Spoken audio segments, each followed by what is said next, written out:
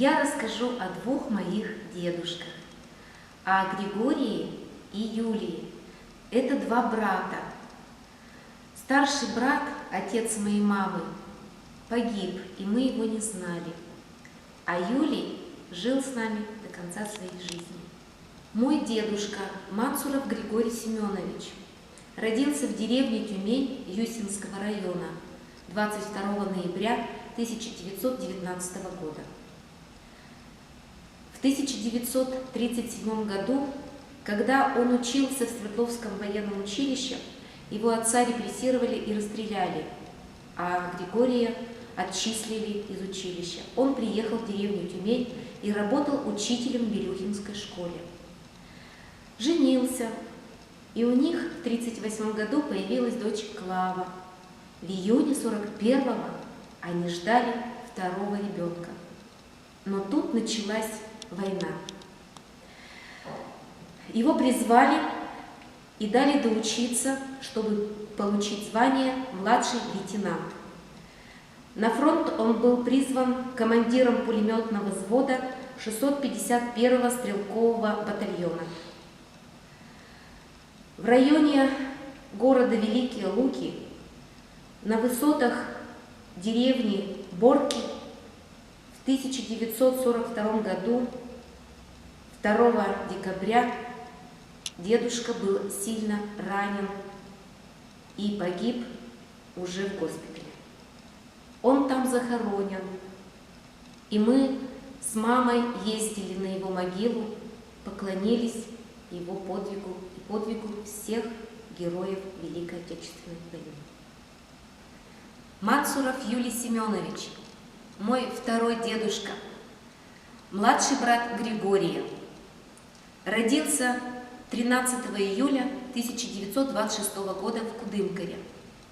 Когда началась война, Юлию было 15 лет. И лишь в 1944 году, когда ему было 18, его призвали в армию. Он попал в пограничные войска на Украину. Ему предстояло в тылу защищать родину от бандитских формирований. Было очень сложно, рассказывал он, потому что бандиты прятались среди местного населения, и от них можно было ожидать всего, что угодно. Они действовали очень жестоко. В 1947 году он вернулся домой. Он много колесил по Советскому Союзу, работал на комсомольских стройках, но всегда мечтал быть художником. Его мечта осуществилась в 1977 году, когда он переехал в город Пермь.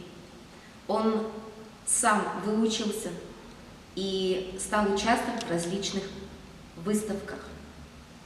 В 2007 году, когда дедушке Юлию исполнилось 80 лет, мы организовали для него выставку в культурно-деловом центре. Это было незабываемо для него и очень впечатляюще. Он, конечно, плакал. Последние годы жизни он жил в Кудымкаре и ушел из жизни 8 октября 2011 года. Дедушке Юлии было 85 лет, и он завещал сохранить свои картины нам, чтобы они и дальше работали, чтобы люди смотрели на них и любовались своим родным краем. И тот мир, который на его картинах, всегда оживает, когда люди смотрят на них.